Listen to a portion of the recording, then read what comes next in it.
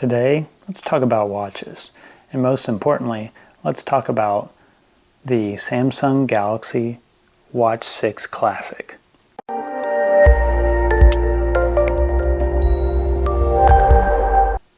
So first thing out of the way, which is one of the biggest things to talk about with this device, is its size. The Watch 6 Classic does come in two different sizes, a 43mm or the bigger guy that I have right here, which is a 47mm watch. This is definitely one of your bigger watches, so if you have big wrists, I think this may be the one to go with.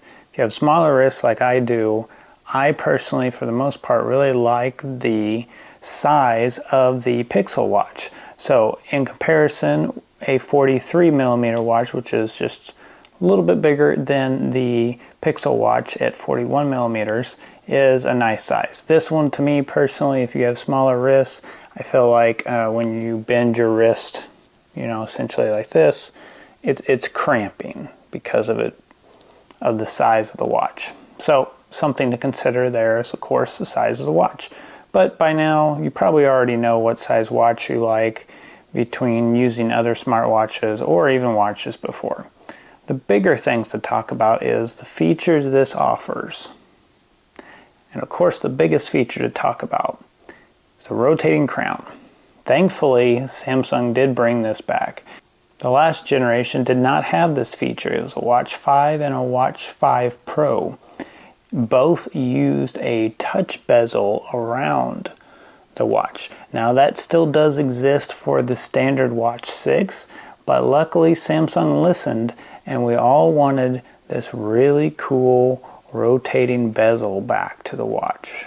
And if nothing else, it's a fantastic little fidget spinner to have on your wrist at all times.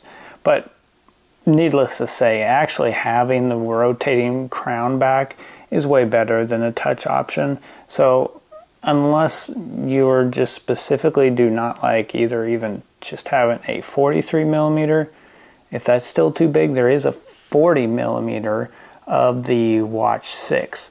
Or if you just don't overly like navigating with the rotating bezel, you might want to look at the Watch 6 instead of the Watch 6 Classic. Really, that's the biggest differentiator of these two versions of the watch, is the size. Most of the internals from that point on are exactly the same. Battery, of course, is a little bit more on the bigger watch, but otherwise they are pretty much the same in battery. And of course, all these watches, from the Pixel that I've mentioned to any of the watch series, the standard Watch 6 or the Classics, do support LTE. There is an add-on for that because by default these watches all use Bluetooth, and for the most part, depending on your type of scenarios, you may find the Bluetooth is fine. But if you do want the added connectivity of LTE for on the go, then you'll be paying on the Watch 6 and Watch 6 Classic, I believe, about $30 extra for LTE features. Now, keep in mind, most of the time with your data package, you may have to do an add-on. I believe most carriers run at about $10 to $15 for that extra line. It's not a full, true additional line like a cell phone, but it is an additional line that gets added to your bill so that you can have that fully featured, not tethered to your phone. And that's nice to have depending on how your life is with the watch.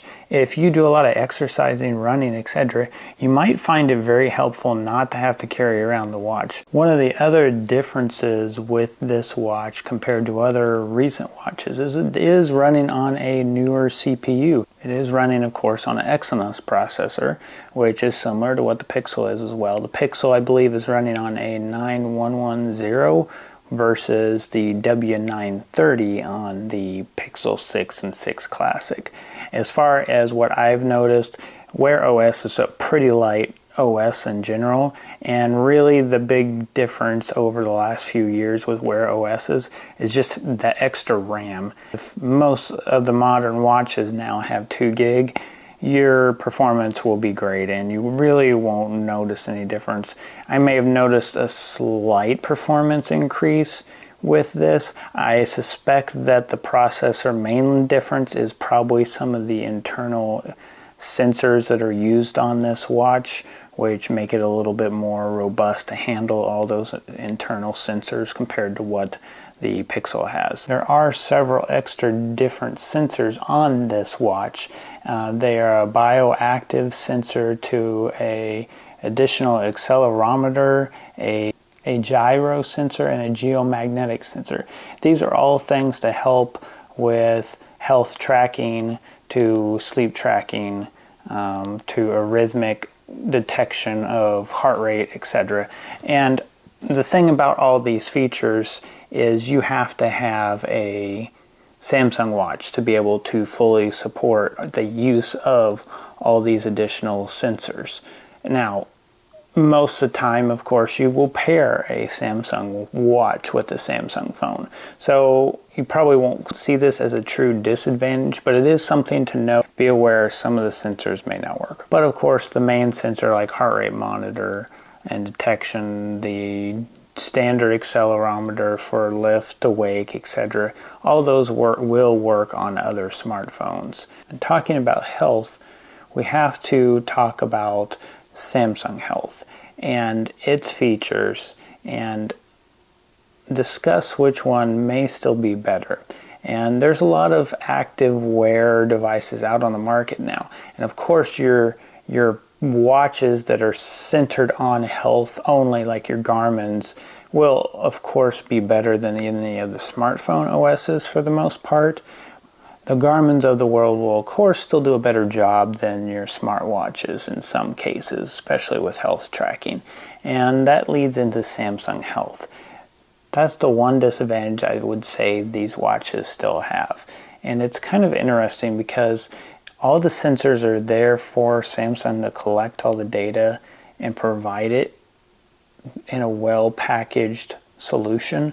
But there are smartwatches out there that run Android or Wear OS that I believe do better at collecting that data, and that is definitely the Google Pixel is definitely towards the top of that list now, or at the top of that list, because of the integration with Fitbit.